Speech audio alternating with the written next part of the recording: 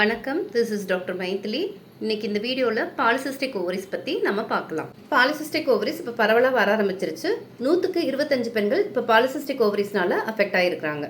Polycystic ovaries எதனால் வருதுன்றதுக்கு சரியான காரணம் இன்னும் தெரியல. ஜெனட்டிக் ரீசன்ஸ் இருக்கலாம். உங்களுக்கு அம்மாவுக்கு, அத்தைக்கு இல்லை சகோதரிக்கு பாலிசிஸ்டிக் ஓவரிஸ் இருந்ததுனாக்க உங்களுக்கும் வர்றதுக்கு வாய்ப்புகள் அதிகமாக இருக்கும். முதல்ல பாலிசிஸ்டிக் ஓவரிஸ் அப்படின்னாக்க என்னன்னு பார்க்கலாம்.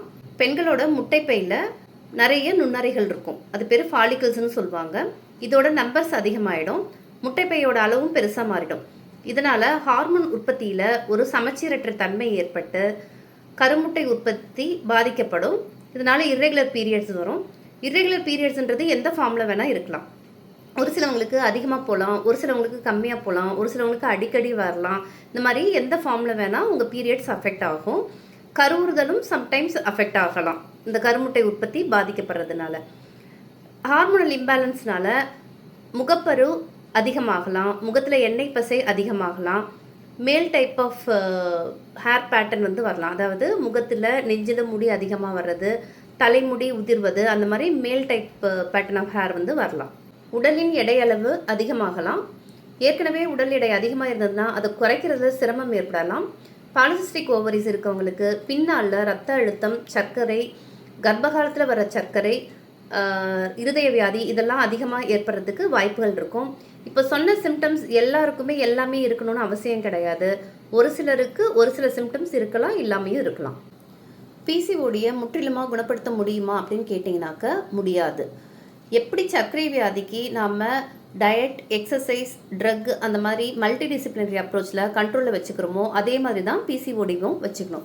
பிசிஓடியை குணப்படுத்த முடியாது, ஏன் நாம் அதை கண்ட்ரோலில் வச்சுக்கணும் அப்படின்னாக்க சர்க்கரை வியாதி லாங் டேர்மில் உங்களுக்கு நிறைய காம்ப்ளிகேஷன்ஸ் வரும். கிட்னி அஃபெக்ட் பண்ணுது, கண் அஃபெக்ட் பண்ணுது, இந்த மாதிரி நிறைய காம்ப்ளிகேஷன்ஸ் வரும். ஸோ அதே மாதிரி தான் பிசிஓடியும் நம்ம உடம்பில் ஹார்மோனல் இம்பேலன்ஸ் மூலமாக பாதிப்பை ஏற்படுத்தும். இந்த ஹார்மோனல் இம்பேலன்ஸை தடுக்கிறதுக்கு நாம் பிசிஓடியை கண்டிப்பாக கண்ட்ரோலில் வச்சுக்கணும். சர்க்கரை இருக்கிறவங்களில் சர்க்கரை கண்ட்ரோல் வர்றதுக்கு எப்படி டயட், எக்ஸசைஸ், ட்ரக்கு எல்லாமே ஈக்குவல் ரோல் ப்ளே பண்ணுதோ அதே மாதிரி தான் பிசிஓடியிலையும். Diet, exercise, life style modification ரொம்ப ரொம்ப இம்பார்ட்டன்ட் பிசிஓடியில். லாங் டேர்மில் பார்த்தீங்கன்னாக்கா உடல் எடை அதிகமாகும் போது உங்களுக்கு ஸ்னோரிங், நைட்டில் சரியாக தூக்கம் இல்லாமல், டேயில் ரொம்ப சோர்வாக இருக்கிறது, உங்கள் ஒர்க்கில் கான்சன்ட்ரேட் பண்ண முடியாமல் இருக்கிறது, அதெல்லாம் ஏற்படலாம். இர்ரெகுலர் பீரியட்ஸ், உடல் எடை அதிகரிப்பு, இதனால் மனச்சோர்வு, மன அழுத்தம் இதெல்லாம் ஏற்படலாம். உங்களுக்கு பிசிஓடியில் பீரியட் உங்களுக்கு 3 மாதம் வரலைனாக்க மருத்துவரை அணுக வேண்டும். அவரோட ஆலோசனையின் பேரில் பீரியட் வர்றதுக்கு மருந்து எடுத்துக்கணும். உங்களுக்கு அதிக உதிரப்போக்கு இருக்குது அப்படின்னாக்கா ஸ்கேன் ஃபைண்டிங்கில் கர்ப்பப்பைக்கு உள்ள வளர சதையோட அளவு, எண்டோமெட்ரியல் திக்னஸ்ன்னு சொல்லுவாங்க, அது அதிகமாக இருக்குது அப்படின்னு வருதுனாக்க மருத்துவர் உங்களுக்கு அந்த சதையை டெஸ்ட் எடுக்கிறதுக்கு அறிவுறுத்தலாம். டிஎன்சி பண்ணுறதுக்கோ இல்லை எண்டோமெட்ரியல் சாம்பிளிங் பண்ணுறதுக்கோ அறிவுறுத்தலாம். அப்படி சொன்னால் கண்டிப்பாக பண்ணிக்கோங்க. ஏன்னா லாங் டேர்மில் பிசிஓடினால் கர்ப்பப்பைக்கு உள்ள சதையில் இருக்கிறது அந்த எண்டோமெட்ரியல் கேன்சர் வரலாம். பிசிஓடி இருக்கவங்களுக்கு உடனே மருந்து மாத்திரைகள் ஆரம்பிக்கணும்னு அவசியம் கிடையாது. Diet, exercise, life style modification இதுதான் ரொம்ப முக்கியம். எப்பவும் இதை ஃபாலோ பண்ணணும்.